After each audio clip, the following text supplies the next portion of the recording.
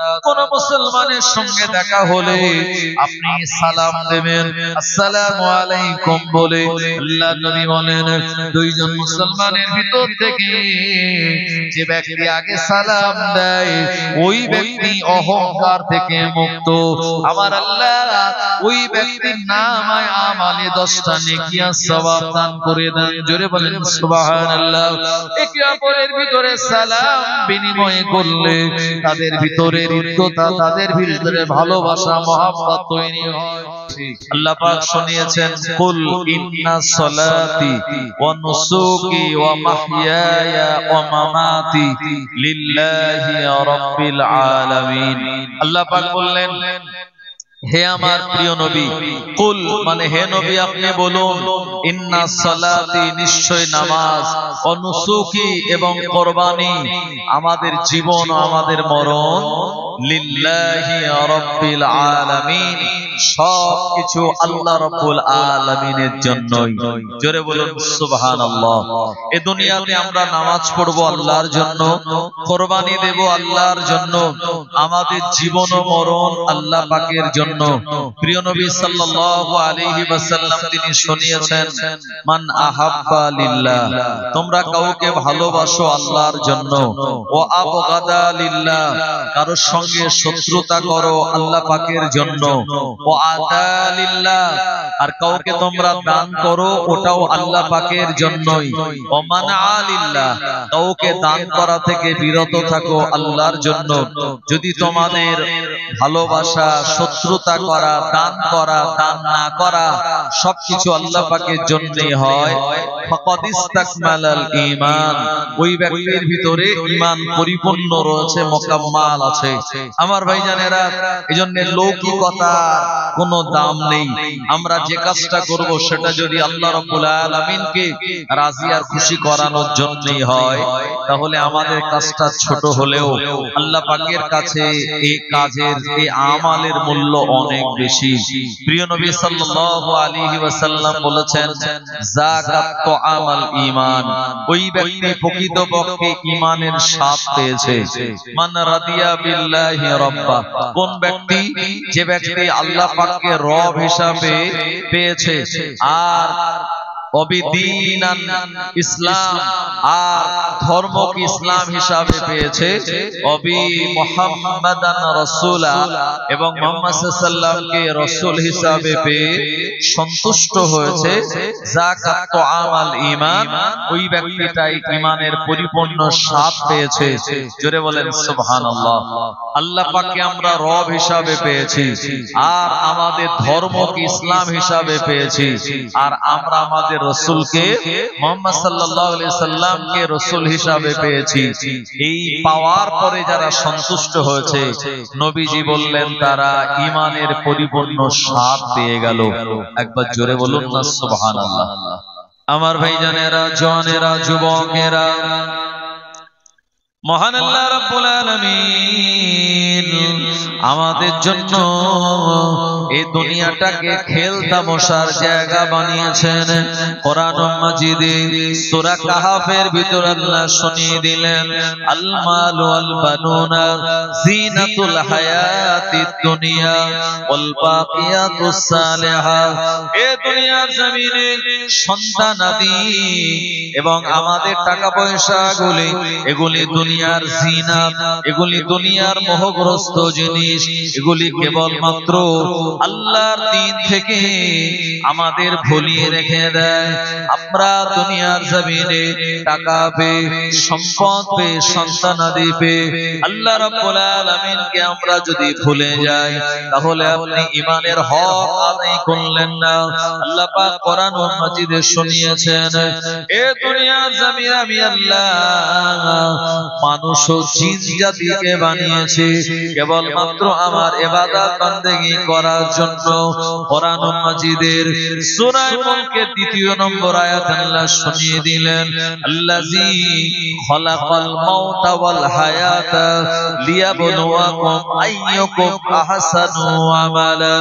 আল্লাযী খালাকাল মাউতা, যে আল্লাহ তিনি মৃত্যুকে সৃষ্টি করেছেন এবং জীবনকে সৃষ্টি করেছেন কিসের জন্য? লিয়াবলুয়াকুম, পরীক্ষা করার জন্য, আইয়ুকুম আহসানু আমালা, আমরা আমাদের জীবন ও মরণ পাওয়ার পর এই জীবন ও মরণের মাঝখানে আমরা কে কত বেশি আমাল করতে পারি। কিয়ামতের মহা ময়দানে আল্লাহ পাক আমাদের সবাইকে তুলবেন, আল্লাহ দরবারে আমাদের হিসাব দেওয়া লাগবে। আল্লাহ পাকের দরবারে হিসাব না দিয়ে আল্লাহ দয়ার জান্নাতে আমরা কেউ যেতে পারবো না। ও নবীর উম্মত উম্মতানিরা, আল্লাহ পাক কোরআন মাজিদের 30 পারা সূরা নাবার ভিতরে শুনিয়ে দিলেন, ইয়াউমা ইয়াকুমুর রূহু ওয়াল মালাইকাতু সাফফান লা ইয়াতাকাল্লামুনা ইল্লা মান আযিনা লাহুর রাহমানু ওয়া ক্বালা সাওয়াবা। আল্লাহ পাক শুনিয়ে দিলেন, কিয়ামতের মহা ময়দানে আমি আল্লাহ রাব্বুল আলামিন আমি মানুষ দিগকে এবং ফেরেশতা দিগকে কাতারবদ্ধ করে দাঁড় করিয়ে দেব। লা ইয়াতাকাল্লামুন, ওই দিন কেউ কথা বলতে পারবে না, ইল্লা মান আযিন, আল্লাহ পাক যাকে হুকুম দেবে সে ছাড়া, ওয়াকালা সাওয়াবা। কিয়ামতের মহা ময়দানে আল্লাহ পাক মানুষের জবানগুলি বন্ধ করে দেবেন।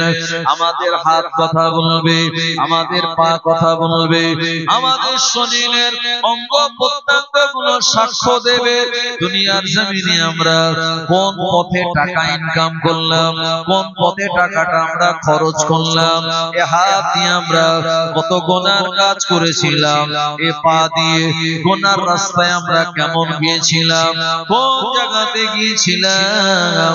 বান্দা বান্দির হাত পা গুলি কিয়ামতের মহা ময়দানে আল্লাহ পাকের দরবারে সাক্ষ্য দেবে। আল্লাহ বললেন, লা ইয়াতাকাল্লামুন, ওই দিন কেউ কথা বলতে পারবে না, ইল্লা মান আযিন, আল্লাহ পাক যাকে হুকুম দেবে তিনি ছাড়া। কিয়ামতের মহা ময়দানে জবান দিয়ে মিথ্যা কথা বার হবে না। আমরা দুনিয়াতে কত কথা বলি বাবা, কোনটা সত্য বলি, কোনটা মিথ্যা বলি, কিন্তু না না না, আল্লাহ পাক শুনিয়ে দিলেন, ওয়াকালা সাওয়াবা। কিয়ামতের দিন বান্দা বান্দি যে কথাবার্তা গুলি বলবে, ওয়াকালা সাওয়াবা, এই কথাগুলি সব সত্য কথা হবে, মিথ্যা সে জবান দিয়ে বলতে পারবে না। আমার ভাইজানেরা, এই কিয়ামতের মহা ময়দানে আল্লাহ পাকের দরবারে আমাদের হিসাব দিয়ে তারপরে পার হওয়া লাগবে। হিসাব ছাড়া কেউ দয়ার জান্নাতে যেতে পারবে না। আল্লাহ পাক যার হিসাব নেবেন তার জন্য পাই টু পাই হিসাব দেওয়াটা অনেক কঠিন হবে।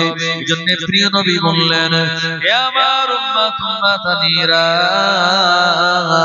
আল্লাহ পাকের দরবারে তোমরা দোয়া করো।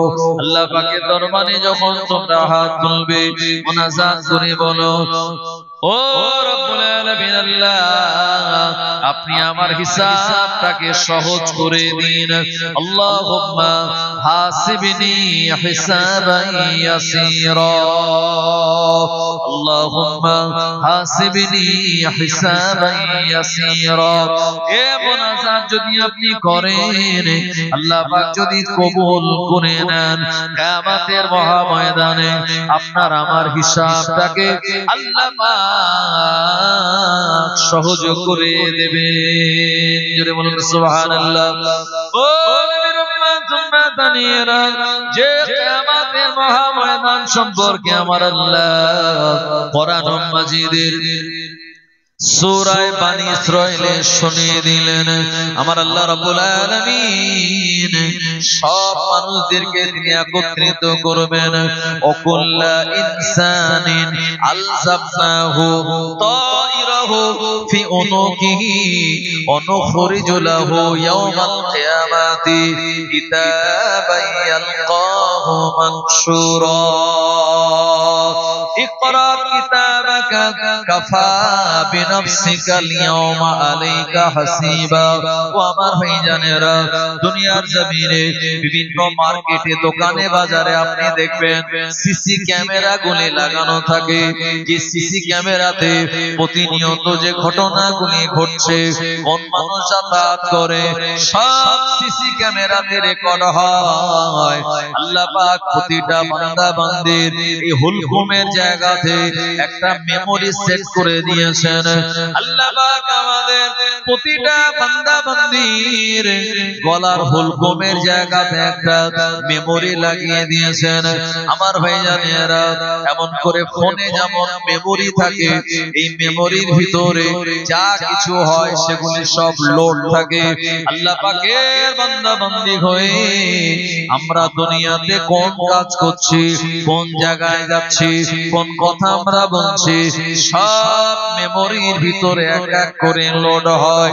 এগুলি সব সংরক্ষিত হয়ে যায়। আল্লাহ পাক শুনিয়ে দিলেন ওকুল্লা ইনসানিন আলজামনাহু তাইরাহু ফি উনুকিহি ইয়াওমাল কিয়ামাতি। আল্লাহ পাক কিয়ামতের মহা ময়দানে এমন করে মানুষের লাগিয়ে দেওয়া হুলকুমের জায়গা থেকে মেমোরিটা বার করবেন, আর বান্দা বান্দির সম্মুখে আল্লাহ পাক তিনি বিচার করবেন। এই সময় বান্দা বান্দি বলবেন, ও রব্বুল আলামিন আল্লাহ, দুনিয়াতে আমরা এত গুনাহ করে নাই, এত গুনাহ আমাদের ছিল না, বরঞ্চ ফেরেশতারা আমাদের নামে বেশি বেশি গুনাহ লিখে দিয়েছে। ও আমার আল্লাহ, এত গুনাহ আমরা করিনি। আল্লাহ পাক সেদিন আমাদের এই হুলকুমের জায়গা থেকে মেমোরিটা বার করে দিয়ে বলবেন, এ বান্দা বান্দি, এমন করে তোমাদের আমলনামা সব তোমরা নিজেরাই দেখো, আর তোমরা তোমাদের আমলনামা পড়ো। আল্লাহ পাক বলবেন, ইকরা কিতাবাকা কাফা বিনাফসিকাল ইয়াওমা আলাইকা হাসিবা।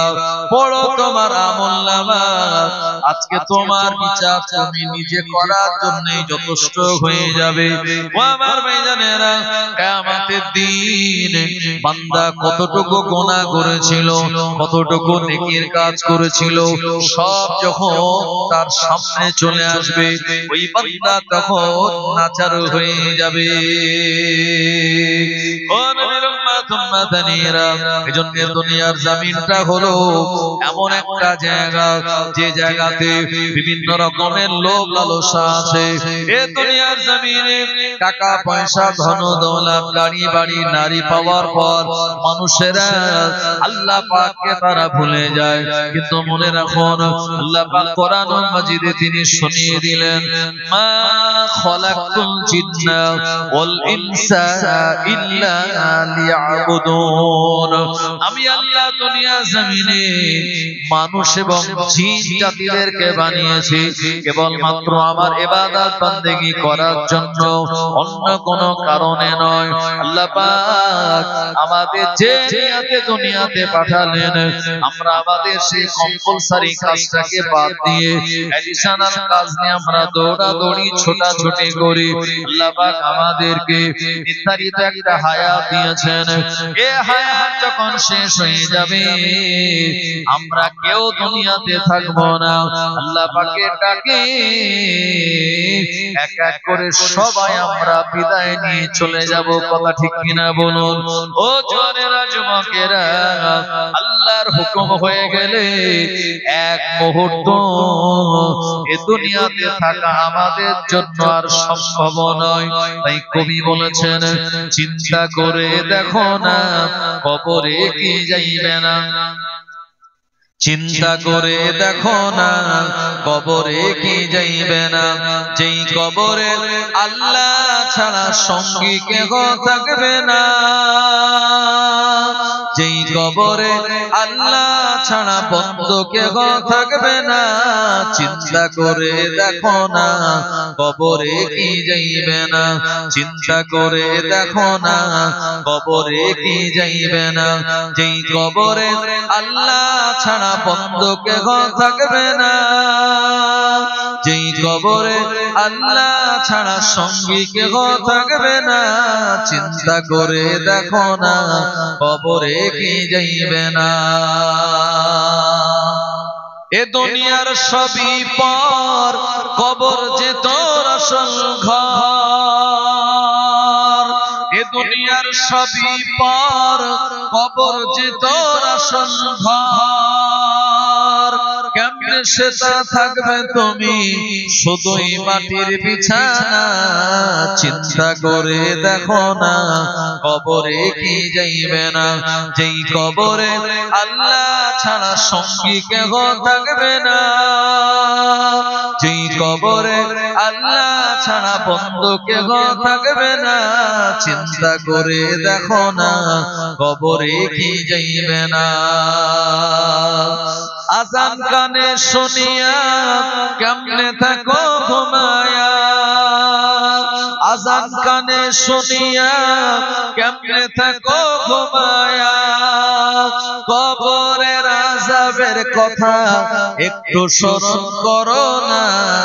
চিন্তা করে দেখো না কবরে কি যাইবে না, যেই কবরে আল্লাহ ছাড়া সঙ্গী কেহ থাকবে না, যেই কবরে আল্লাহ ছাড়া বন্ধু কেহ থাকবে না।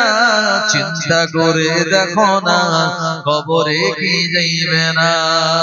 আল্লাহুম্মা সাল্লি আলা সাইয়্যিদিনা মাওলানা মুহাম্মদ ওয়া আলা আলি সাইয়্যিদিনা। ও জওয়ানেরা, যুবকেরা, নবীর উম্মতেরা, আল্লাহ পাক আমাদেরকে বানিয়েছেন উম্মতে মুহাম্মাদি করে। উম্মতে মুহাম্মাদির মর্যাদা অনেক অনেক গুণে বেশি অন্যান্য নবী আলাইহিস সালামের উম্মতেরা। দুনিয়ার জমিনে যদি তারা একটা কোনো ভালো কাজ করত, আমার আল্লাহ পাক তাদের নামায়ে আমালে একটা নেকি আর সওয়াব দিতেন। আমরা যারা আখিরি জামানার নবীর উম্মত, আমরা যদি দুনিয়া জমিনে একটা কোন ভালো কাজ করে আখিরি জামানার নবীর উম্মত হওয়ার জন্য আল্লাহ পাক আমাদের নামায়ে আমালে 10টা নেকি আর সওয়াব দান করে দিবেন। ও নবীর উম্মত উম্মতানিরা, আল্লাহ নবী বললেন কিয়ামতের মহা ময়দানে 120টা কাতার হবে আমাদের বাসীদের। আদম শফিউল্লাহ থেকে ঈসা রুহুল্লাহ পর্যন্ত এমন করে সব নবীর উম্মতদের কাতার হবে 40টা।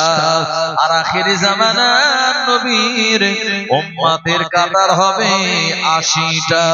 একবার জোরে বলুন সুবহানাল্লাহ। এর থেকে প্রমাণ হয় আদম শফিউল্লাহ থেকে ঈসা রুহুল্লাহ পর্যন্ত যত নবী পয়গম্বর আলাইহিস সালামেরা দুনিয়া জমিনে এসেছিলেন, এ সব নবীর উম্মতের থেকে আখিরি জামানার নবীর উম্মতের সংখ্যা হলো ডবল। জোরে হবে না? আদম শফিউল্লাহ থেকে ঈসা রুহুল্লাহ পর্যন্ত নবীর উম্মতের কাতার হবে 40টা, উম্মতে মুহাম্মাদির কাতার হবে 80টা। এজন্য আল্লাহ পাক আমাদের বড় মহব্বত করে দুনিয়ার জমিনে বানিয়েছেন। এই কারণে প্রিয় নবী বললেন, আল্লাহ পাকের কোন বান্দা যদি আল্লাহর দরবারে সিজদা দেয়, আল্লাহ পাকের দরবারে সিজদা দেয়, আল্লাহ পাক খুশি হয়ে ওই ফেরেশতা ফেরেশতাকে বলেন মালাইকা ইরফা হিজাব বাইনি ওয়া বাইনিকা আবদি, এ আমার ফেরেশতাগণেরা আমার বান্দা আমায় সেজদা দিয়েছে। আমার ভাইজানেরা, মাইকলা ভাই, এই লাইট না কাটলে পরে পোকা তো মুখের মধ্যে চলে যাবে। এই লাইট কেটে দেন, প্রচন্ড ডিস্টার্ব হচ্ছে। এই লাইটটা বন্ধ করেন। একটু দুরূদ শরীফ আল্লাহুম্মা সাল্লি আলা।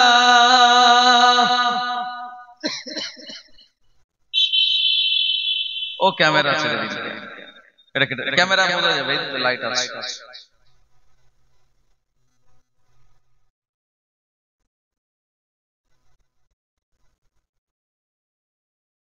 দুরূদ শরীফ আল্লাহুম্মা সাল্লি আলা সাইয়্যিদিনা।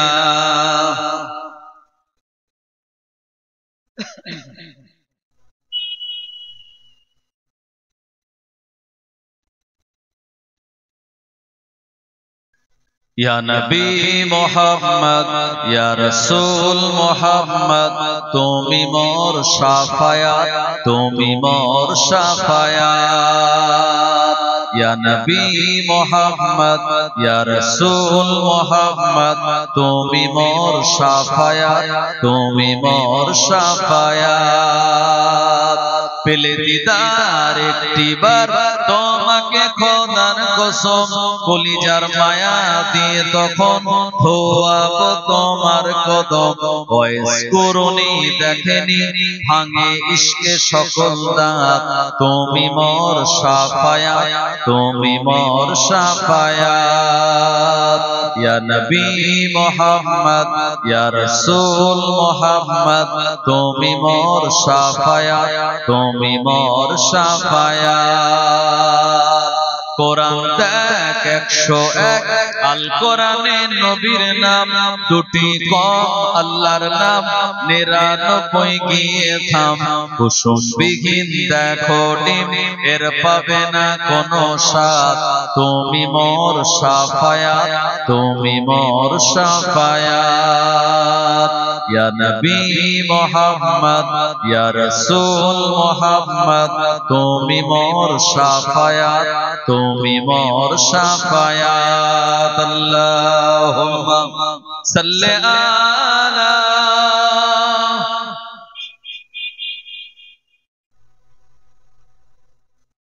ওয়া আলা আলি সাইয়্যিদিনা।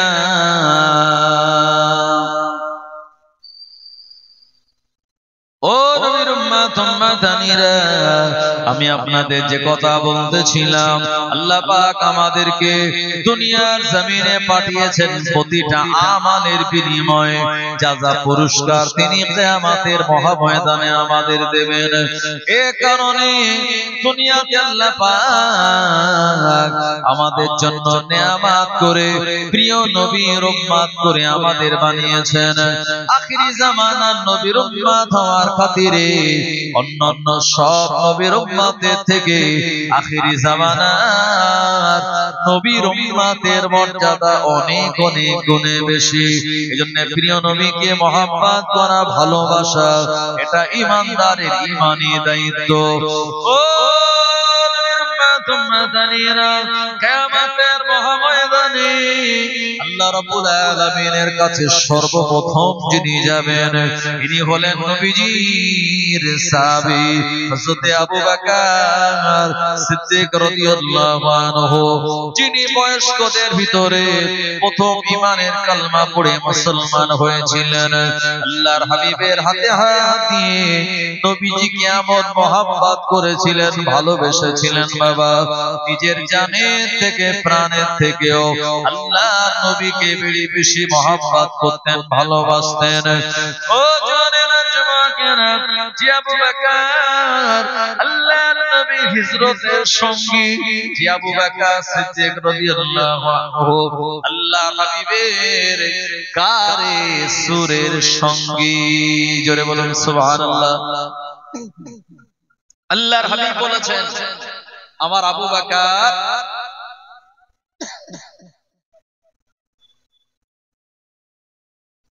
তার এক রাতের আমাল যদি এক পাল্লায় রাখা হয় আর আমার সারা তামাম উম্মতের আমাল যদি আর এক পাল্লায় রাখা হয়, আমার আবু বকরের এক রাতের আমলের পাল্লাটা আল্লাহ পাকের দরবারে ভারী হয়ে যাবে। জোরে বলেন সুবহানাল্লাহ।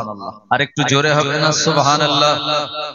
কিয়ামতের মহাময়দানে আল্লাহ পাকের দরবারে সর্বপ্রথম কে যাবেন? ভাই, যখন কোন স্কুলে বা কোন শিক্ষা প্রতিষ্ঠানে সরকারি দপ্তর থেকে অফিসাররা আসে ইনভেস্টিগেশন করার জন্য, তখন সেই স্কুলের হেডমাস্টার বলুন বা যারা টিআইসি আছেন তারা চায় যে এমন একজন ছাত্রকে সামনে গিয়ে দেব, তাকে যেন কিছু প্রশ্ন করলে ওই ছাত্রটা ঠিকঠাক জবাব দিতে পারে। আবার ভাইজানেরা, তো কিয়ামতের মহাময়দানে আল্লাহ পাকের সঙ্গে, আল্লাহ পাকের সামনে সর্বপ্রথম কে যাবে? প্রিয় নবী আমার জানিয়ে দিলেন, কিয়ামতের মহাময়দানে আল্লাহ পাকের দরবারে যিনি প্রথম যাবেন উনি আর অন্য কেউ নয়, আল্লাহর নবী সাহাবী হযরত আবু বকর সিদ্দিক রাদিয়াল্লাহু আনহু। এই সময় আমার আল্লাহ পাক জিজ্ঞাসা করে বলবেন, বান্দা, এ আমার বান্দা আবু বকর, আমি আল্লাহ আমাকে রাজি আর খুশি করানোর জন্য কতটুকু ইবাদত বান্দেগী তুমি করেছো? এই সময় হযরত আবু বকর সিদ্দিক রাদিয়াল্লাহু আনহু বলবেন, ও রব্বুল আলামিন আল্লাহ, আপনার যতটুকু ইবাদত বান্দেগী করার দরকার ছিল আমি আবু বকর অত ইবাদত বান্দেগী করতে পারি নাই, কিন্তু আমি আবু বকর বলি, আমি আমার জীবনের থেকে, আমি আমার জানের থেকে, আমি আমার প্রাণের থেকে আমি আপনাকে বড় মহব্বত করেছি, আপনার হাবিবকে আমি বড় মহব্বত করেছি, ভালোবেসেছি। আমার আল্লাহ রাব্বুল আলামিন জবাব শুনে বলবেন, বান্দা আবু বকর, যাও যাও, আমার দয়ার জান্নাতে তুমি চলে যাও। আরো জোরে বলেন সুবহানাল্লাহ। এজন্য আমাদের নামাজ, আমাদের রোজা, আমাদের ইবাদত বান্দেগীর ভিতরে যদি নবীকে আমরা ভালো না বাসি, বিশ্বাস করুন আমাদের ইবাদত বান্দেগী গুলি আল্লাহ পাকের দরবারে পৌঁছাবে না। এই কারণে আল্লাহ পাক কোরআন মাজিদে শুনিয়ে দিলেন, কুল ইন কুনতুম তুহিব্বুনাল্লাহ ফাত্তাবিউনি ইউহিব্বুকুমুল্লাহ ওয়া ইয়াগফির লাকুম যুনুবাকুম আল্লাহু গফুরুর রহিম। আল্লাহ পাক শুনিয়ে দিলেন, ও নবী আপনি বলুন, আমি আল্লাহ, আমাকে তারা যদি রাজি করতে চায়, আমার রেজামন্দি তারা যদি হাসিল করতে চায়, ফাত্তাবিউনি, তারা যেন আপনাকে অনুসরণ করে, আপনাকে ইত্তেবা করে। দুনিয়ার জমিনে যারা আপনাকে অনুসরণ করবে, আপনার ইত্তেবা করবে, আমি আল্লাহ ওয়া ইয়াগফিরু লাকুম যুনুবাকুম, তাদের ক্ষমা করে দেব জীবনের গুনাহ সমূহ। আল্লাহু গফুরুর রহিম। আল্লাহ পাক বললেন, আমি বড় দয়াময় এবং বড় ক্ষমাশীল। ও নবীর উম্মত উম্মতানিরা, এই কারণে আমার নবীকে মহব্বত করা, আল্লাহর হাবিবকে ভালোবাসার অর্থই হলো নবীজির রেখে যাওয়া সুন্নাতগুলি আমাদের আদায় করা লাগবে। আল্লাহর হাবিব বললেন, তোমরা খবরদার লুঙ্গি পায়জামা পুরুষেরা কাঁধের নিচে তোমরা ঝুলিয়ে পড়বে না। যারা লুঙ্গি পায়জামা আর কাঁধের নিচে ঝুলিয়ে পড়বে, কিয়ামতের দিন আমার আল্লাহ তার দিকে রহমতের নজরে তাকাবেন না, এবং আমার আল্লাহ ওই ব্যক্তিকে আর মাটির তলায় ধসিয়ে দেবে। আল্লাহর নবীর সুন্নাত হলো কোন কাজ শুরু করার আগে বিসমিল্লাহ বলা। নবীজির সুন্নাত হলো খাওয়া দাওয়া শেষ হয়ে গেলে আলহামদুলিল্লাহ বলে আল্লাহ পাকের শুকরিয়া আদায় করা। কোন মুসলমানের সঙ্গে দেখা হলে আপনি সালাম দেবেন, আসসালামু আলাইকুম বলে আল্লাহ নবী বলেন দুইজন মুসলমানের ভিতর থেকে যে ব্যক্তি আগে সালাম দেয় ওই ব্যক্তি অহংকার থেকে মুক্ত। আমার আল্লাহ ওই ব্যক্তির নামায় আমালে 10টা নেকি আর সওয়াব দান করে দেন। জোরে বলেন সুবহানাল্লাহ। একে অপরের ভিতরে সালাম বিনিময় করলে তাদের ভিতরে হৃদ্যতা, তাদের ভিতরে ভালোবাসা, মহব্বত তৈরি হয়। আল্লাহ নবী আরো শুনিয়ে দিলেন বিপদের সংবাদ যখন তোমাদের কানে আসবে দেরি না করে এ সময় তোমরা আর ইন্না লিল্লাহি ওয়া ইন্না ইলাইহি রাজিউন পড়ে নেবে। আল্লাহুম্মা সাল্লি আলা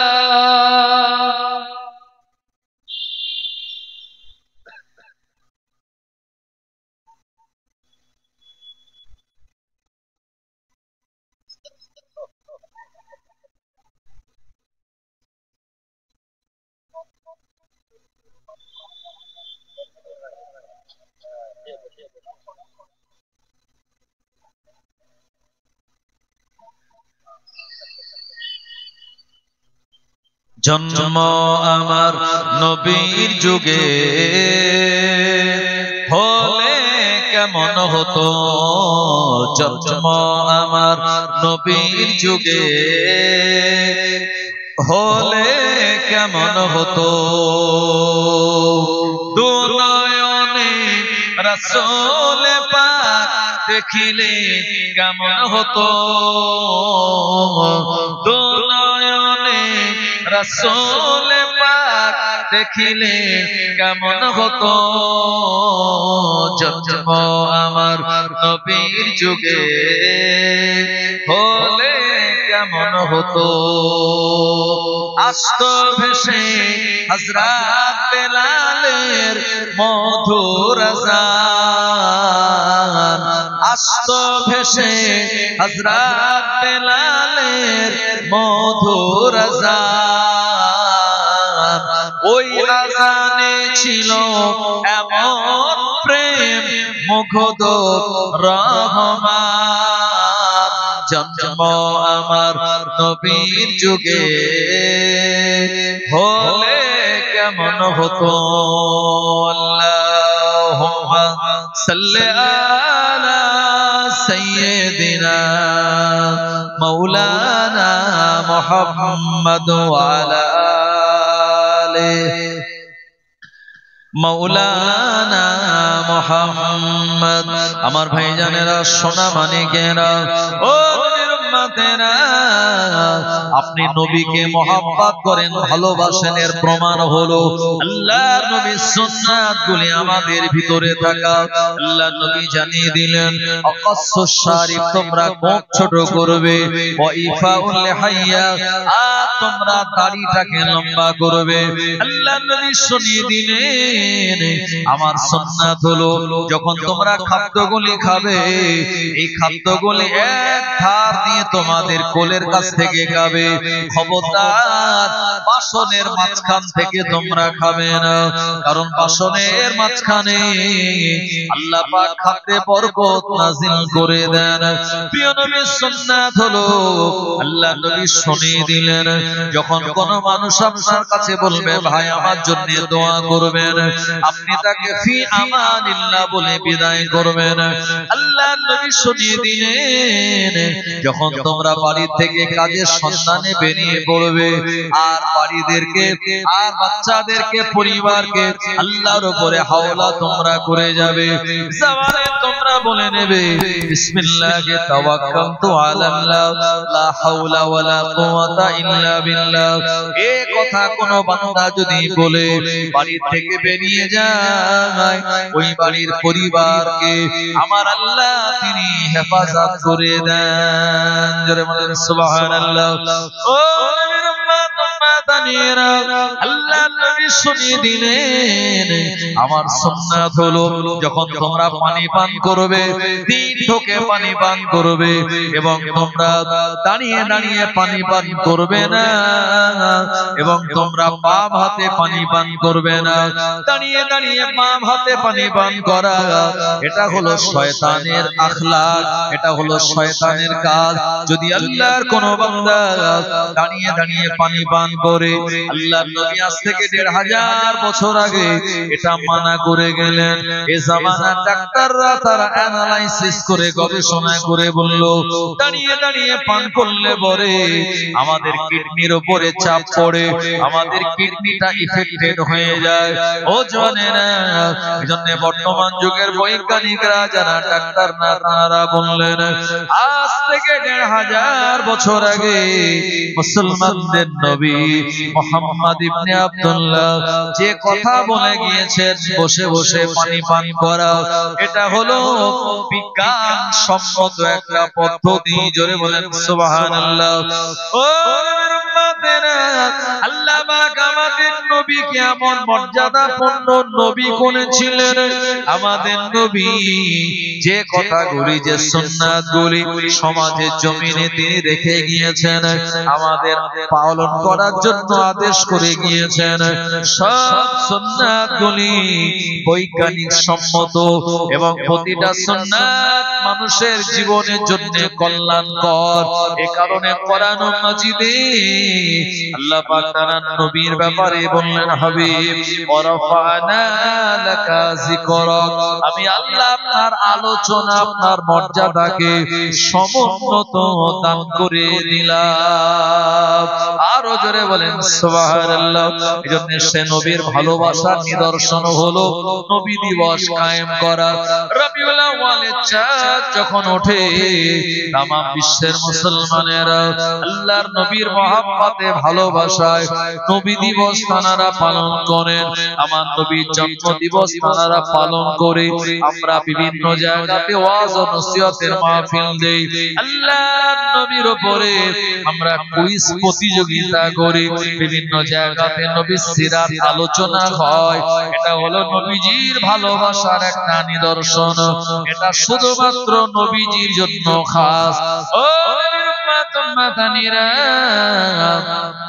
জন্ম দিবস পালন করা এটা আল্লাহর নবীর জন্য একটা স্পেশাল, কারণ নবীজি আর আমরা দুইজন কিন্তু সমান নয়।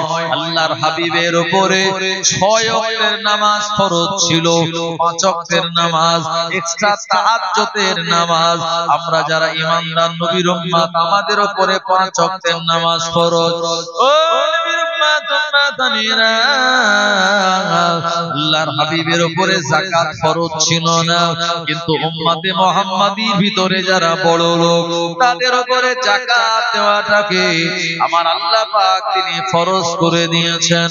এজন্য বিশ্ব নবীর জন্ম দিবস পালন করা এটা বিরাট বড় একটা বরকতের কাজ। কিন্তু আপনি যদি মনে করেন আপনি নিজের জন্ম দিবস পালন করবেন, আপনার ছেলে কিংবা মেয়ে হয়েছে 1 বছর পেরিয়ে যাওয়ার পর আপনি বার্ষিকটাকে জন্ম দিবস পালন করবেন, শরীয়ত কিন্তু এটা সমর্থন করে না। ও নবীর উম্মত উম্মাতানিরা, জন্ম দিবস পালন করা হলো ব্যক্তিগত কারোর সন্তানদের ছেলে মেয়েদের জন্ম দিবস পালন করা এটা গায়ের কমদের রীতি, কিন্তু শুধুমাত্র নবীর জন্য এটা ছাড় দেওয়া রয়েছে। আমরা যারা ঈমানদার মুসলমান আল্লাহকে এক বলে মেনে নিয়েছি, নবীজিকে আখিরি জামানার পয়গম্বর বলে মেনে নিলাম, আমরা আমাদের সন্তানদের কিন্তু জন্ম দিবস পালন করতে পারি না। ফতোয়াতে এমন করে এটা জায়েজ করা নাই। ও নবীর উম্মতেরা, এমন করে দুনিয়া জমিনে শরীয়ত আমাদের পরিপূর্ণভাবে মানতে হবে। আল্লাহ পাক শুনিয়ে দিলেন মা আতাকুমুর রাসূল ফাখুযুহু ওয়া মা নাহাকুম আনহু ফান্তাহু। এ দুনিয়ার মানুষেরা, আমার নবী তোমাদের জন্য যে জিনিসগুলি আছেন এটাকে তোমরা আঁকড়ে ধরো, এটাকে তোমরা গ্রহণ করো। ওমা নাহাকুম আনহু ফান্তাহু, আমার নবী যেটা মানা করলেন, নিষেধ করলেন, এটাকে তোমরা বর্জন করো। আল্লাহর নবীর আদেশগুলি মানা, নিষেধগুলি এগুলি পালন না করা, এগুলি বর্জন করা, তবেই তো পরিপূর্ণভাবে শরীয়ত মানা আপনারা মাতারা সম্ভব হবে। ও আমার ভাইজানেরা, দুনিয়া জমিন আল্লাহ পাক আমাদের যে সংবিধান দিয়েছেন কোরআন মাজিদের দ্বারা, এটাকে যদি আমরা আঁকড়ে ধরে এগুলি দুনিয়ার জীবনে আমরা অ্যাপ্লাই করতে পারি, কিয়ামতের দিন আল্লাহ পাকের দরবারে হিসাব দেওয়াটা আমাদের জন্য সহজ হয়ে যাবে। ও উম্মতেরা, চার ইমামের এক ইমাম, ইমামে আযম আবু হানিফা রাহমাতুল্লাহ আলাইহি, যিনি আমাদের ইমাম। আমরা জানাকি ইমামে আযম বলে মেনে আমরা মাযহাবে হানাফিকে গ্রহণ করেছি। এই হানাফি মাযহাব হলো এমন একটা মাযহাব, আমার ভাইজানেরা, গোটা দুনিয়া জমিনে যত মুসলমান রয়েছে সব থেকে যারা যে মাযহাবকে বেশি অনুসরণ করে ওনারা হলেন হানাফি মাযহাবকে বেশি অনুসরণ করে। এজন্য হানাফি মাযহাবের মাসলাকগুলো অত্যন্ত সূক্ষ্ম। ও নবীর উম্মতেরা, কারণ আল্লাহ পাক ইমামে আযমকে বিরাট ইলম আর জ্ঞান দিয়েছিলেন। আমার নবী ইমামে আযমের ব্যাপারে তিনি ভবিষ্যৎবাণী করে গিয়েছিলেন। প্রিয় নবী সাহাবায়ে কেরামদের নিয়ে বসে আছেন, এমন সময় আল্লাহর নবী পূর্ব দিকে তাকিয়ে একটা লম্বা শ্বাস নিলেন। আর নবীজি তিনি জবানে মৃদু হাসলেন। আল্লাহর নবী সাহাবীরা বললেন, ইয়া রাসূলুল্লাহ, হাবিবাল্লাহ, আপনি পূর্ব দিকে তাকিয়ে একটা লম্বা শ্বাস নিলেন আর আপনার চেহারাতে হাসি ফুটে উঠলো, এর কারণ কি আপনি আমাদের বলবেন, আমরা কি জানতে পারি? আল্লাহর নবী বললেন, আমার সাহাবীরা, মদিনা থেকে পূর্ব দিকে এমন একটা দেশ আছে, এই কুফার ময়দানে, এই ইরাকের কুফার ময়দানে একজন সন্তানকে আমার আল্লাহ 80 হিজরিতে পাঠিয়ে দেবে। ওই ছেলেটা বড় হওয়ার পর আল্লাহ পাক তার ভিতরে এমন ইলম দান করবে, ওই ইলমের কারণে আকাশের সুরাইয়া নামক নক্ষত্রে যদি ইলম থাকে, ওই যুবক ওখান থেকে ইলমটা নিয়ে মানুষের ভিতরে বিতরণ করে দেবে। আল্লাহর নবী সাহাবীরা বলেছিলেন, এই ব্যক্তিটা আর অন্য কেউ নয়, তিনি হলেন জগতের ইমাম, ইমামে আযম আবু হানিফা রাহমাতুল্লাহ আলাইহি। একবার প্রাণ খুলে বলুন সুবহানাল্লাহ। ইমামে আযমের তাকওয়া ছিল এত মারাত্মক তাকওয়া, তার জীবনী যদি আপনি পড়েন দেখতে পাবেন। ইমামে আযম আবু হানিফা রাহমাতুল্লাহ আলাইহি 70 বছরের হায়াত তিনি পেয়েছিলেন।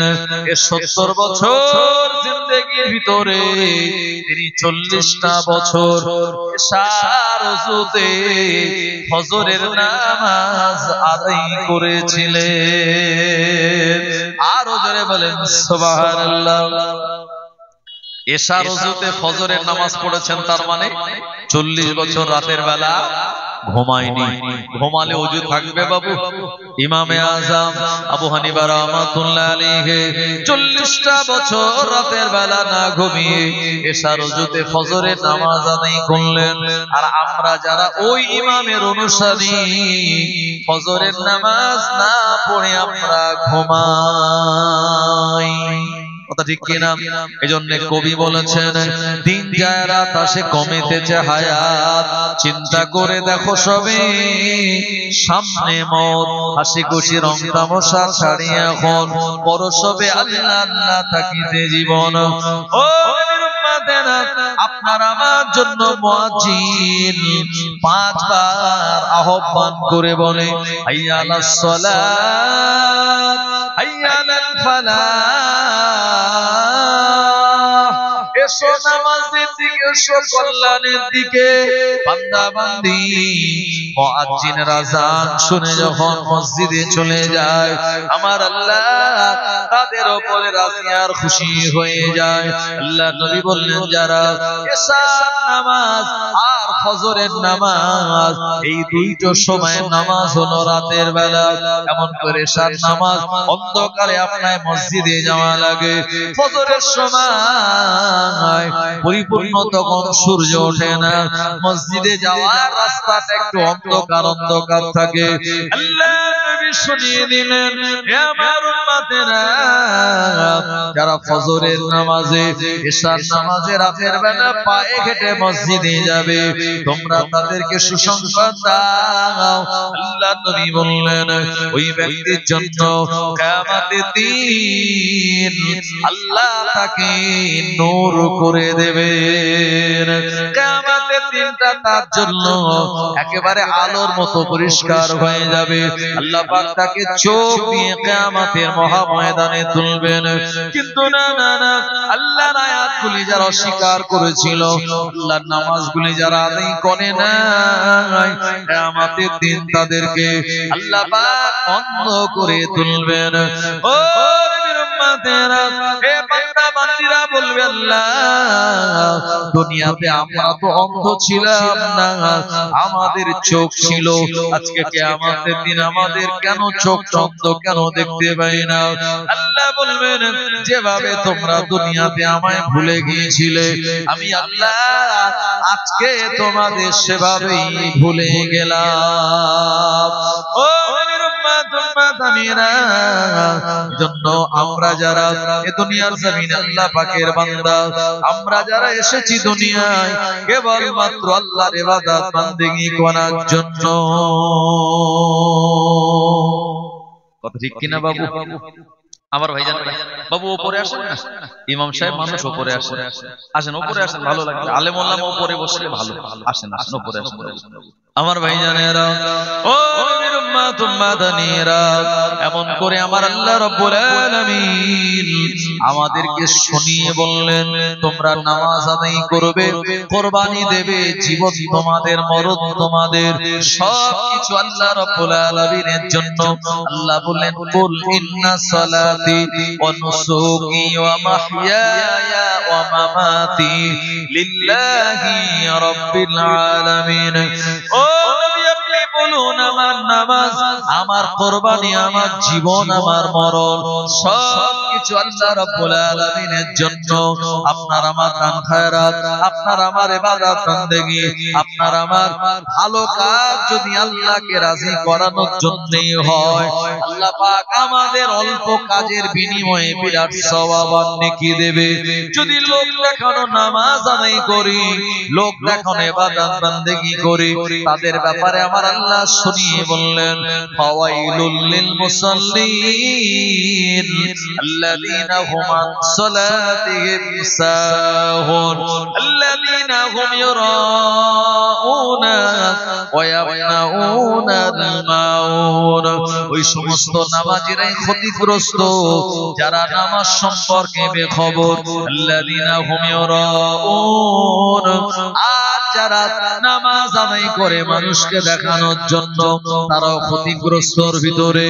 ও জানেনা যুবকেরা, এজন্য আল্লাহ নবীকে জিবরাইল আলাইহিস সালাম জিজ্ঞাসা করলেন, আখবিরিনি আনিল ইহসান, ও নবী আপনি আমায় ইহসান সম্পর্কে বলুন। আল্লাহ নবী বললেন, ইহসান হলো এটা, আনতা বুদাল্লাহ কান্নাকা তারাহু ফা ইন লাম তাকুন তারাহু ফা ইন্নাহু ইয়ারাক। ইহসান হলো এটা, বান্দা বান্দি যখন নামাজে দাঁড়াবে, ওই বান্দা বান্দি তখন মনে করবে আমি আমার আল্লাহ রাব্বুল আলামিনকেই দেখছি। কিন্তু না না না, এই দুনিয়ার জমিন থেকে আল্লাহ পাককে দেখা সম্ভব নয়। ওই বান্দা বান্দি তখন মনে করবে আমার আল্লাহ তিনি আমায় দেখছেন।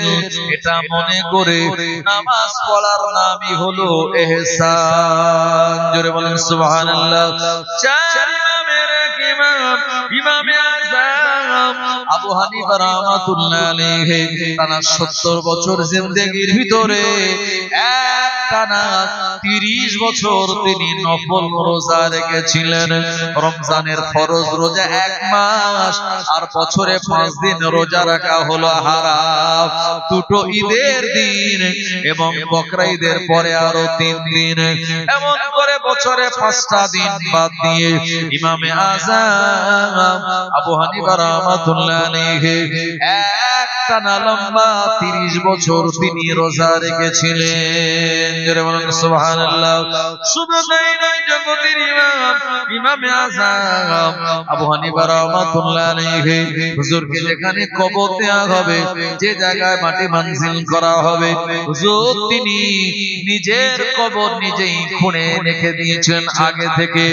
আর কবরের ভিতরে বসে বসে 1000 2000 বার নয়, একটানা 7000 বার আল্লাহ পাকের কোরআন মাজিদ তিনি খতম করেছিলেন।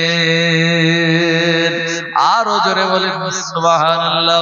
জগতের ইমাম ইমামে আযম আবু হানিফা রাহমাতুল্লাহ আলাইহি একবার নয়, দুবার নয়, পায়ে হেঁটে তিনি 50 বার হজ করেছিলেন। সুবহানাল্লাহ।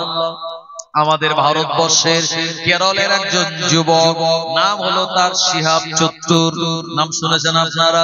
আমার ভাইজানেরা, এই শিহাব চত্তুর কেরলে তার বাড়ি। গতকাল আপনার খড়িবাড়ি কৃষ্ণমাটি যে মাদ্রাসা, এই মাদ্রাসাতে তিনি এসেছিলেন গতকাল। আমার ভাইজানেরা, শিহাব চত্তুর যিনি পায়ে হেঁটে একবার হজ করে গোটা পৃথিবীর মানুষের কাছে তিনি ভাইরাল। ইমামে আযম আবু হানিফা রাহমাতুল্লাহ আলাইহি একবার নয়, দুবার নয়, পায়ে হেঁটে তিনি 50 বার হজ করেছিলেন। 49তম বারে যখন হজে গেলেন, এই সময় আল্লাহ রাব্বুল আলামিনের কাবা বাইতুল্লাহর ভিতরে ঢুকে 2 রাকাত নামাজ পড়ার ইচ্ছা প্রকাশ করলেন। কিন্তু না না না, কাবা বাইতুল্লাহর ভিতরে সাধারণ মানুষদের ঢুকতে দেওয়া হয় না। ইমামে আযম খবর নিলেন কোন কাজ করলে পরে কাবা বাইতুল্লাহ আমায় ঢুকতে দেওয়া হবে।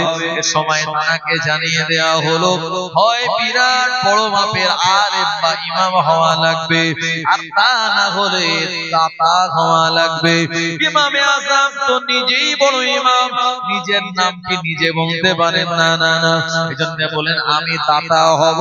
হুজুরের কাপড়ের ব্যবসা ছিল বাবা, এই কাপড়ের ব্যবসাতে যে লাভ হয়েছিল, এই লাভের টাকাগুলি ইমামে আযম আবু হানিফা রাহমাতুল্লাহ আলাইহি যেগুলি তিনি গচ্ছিত করে রেখেছিলেন, এই সব টাকাগুলি ইরাকের কুফার জমিনে হুজুরের যেখানে বাড়ি ছিল বাবা, এই বাড়ির আশপাশে যাদের গরিব বাড়ি ছিল, মধ্যবর্তী মানুষ যারা ছিল, হুজুর সব টাকা তাদেরকে দান করে দিয়েছিলেন। জোরে বলেন সুবহানাল্লাহ। তানার দান এত বিরাট ভাইরাল হয়ে গেল, এই দানের সংবাদটা সৌদি বাদশা পর্যন্ত পৌঁছে গেল। ইমামে আযম আবু হানিফা রাহমাতুল্লাহ আলাইহি 50তম বারে যখন হজে গেলেন, সৌদি বাদশার পক্ষ থেকে বলা হলো, ও ইমাম নোমান বিন সাবিত, এ বছরে আপনাকে কাবা বাইতুল্লাহর ভিতরে ঢোকার পারমিশন দেয়া হলো।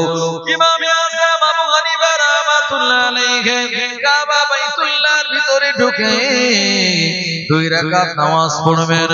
এ সময় সৌদি বাদশা বলল, নোমান বিন সাবিতকে আমি ঢোকার পারমিশন দিলাম, আর পিছনে একজন সিআইডি লাগিয়ে দিল, একজন গুপ্তচর লাগিয়ে দিল। তুমি দেখবে জগতের ইমাম কাবা বাইতুল্লাহর ভিতরে প্রবেশ করে কোন কাজ করে, ওই ইনফরমেশনটা তুমি আমায় দেবে। আমার ভাইজানেরা, সিআইডি যখন ইমামে আযম আবু হানিফা রাহমাতুল্লাহ রহমাতুল্লাহ আলাইহির সঙ্গে রয়েছেন ইমামে আযম। তিনি কাবা বাইতুল্লাহর ভিতরে ঢুকে আল্লাহ পাকের সর্বপ্রথম শুকরিয়া আদায় করলেন। আল্লাহ পাকের দরবারে তিনি শুকরিয়া আদায় স্বরূপ সিজদা দিলেন। এরপরে তিনি 2 রাকাত নফল নামাজের নিয়াত করলেন, তাহরিমা বেঁধে নিলেন। সূরা ফাতিহা তেলাওয়াত করে সূরা বাকারা থেকে তেলাওয়াত করা শুরু করলেন। আমার ভাইজানেরা, সূরা আলে ইমরান, সূরা নিসা, সূরা আপনার আনআম, সূরা আরাফ থেকে শুরু করে একেবারে একটানা সূরা বনী ইসরাঈল পর্যন্ত পৌঁছে গেলেন। 15 পারা আর তিনি 1 রাকাত নামাজে আর তেলাওয়াত করে একটি রাকাত নামাজে 2টি সিজদা দিলেন। আবার দ্বিতীয় রাকাতে উঠে দাঁড়ালেন। আবার সূরা কাহাফ থেকে শুরু করে আর সূরা নাস পর্যন্ত তিনি তেলাওয়াত করলেন। দ্বিতীয় রাকাত নামাজে তিনি সূরা কাহাফ থেকে সূরা নাস পর্যন্ত তেলাওয়াত করলেন। ও নবীর উম্মত উম্মতানিরা, 2 রাকাত নামাজে গোটা কোরআন মাজিদ খতম করে আল্লাহ পাকের দরবারে ফজরের নামাজের আগে 2টি হাত তুলে মুনাজাত করে বললেন, ও রব্বুল আলামিন আল্লাহ, আমি নোমান আপনার কাবা বাইতুল্লাহর ভিতরে ঢুকে আল্লাহ পাক আমি 2 রাকাত নামাজ আদায় করেছি। আল্লাহ আল্লাহ পাক আপনি আমার নামাজ কবুল করুন। আল্লাহ আমি নোমান, আমি যে মাযহাব যে মাসলাগুলি বলেছি, মানুষের আমার মাসলাগুলি তারা আমল করে, আমার ফতোয়াগুলি তারা মেনে চলে। ও রব্বুল আলামিন আল্লাহ, আপনি আমার মাসলা আমার ফতোয়াগুলি আপনি কবুল করুন। এ সময় সিআইডি যে পিছনে ইনফরমেশন নেওয়ার জন্য গিয়েছিল, ওই লোকটা বলছে এই দোয়া যখন ইমামে আযম আবু হানিফা করে, এমন সময় গায়েবী ভাবে আওয়াজ নিয়ে বলা হলো, এ আমার বান্দা নোমান, তোমার ইবাদত আল্লাহ পাকের দরবারে কবুল হয়েছে। শুধু তাই নয়, তোমার মাসলাক তোমার মাযহাব আমার আল্লাহ তিনি কবুল করে নিয়েছে। আর জোরে বলেন সুবহানাল্লাহ, নারে তাকবীর।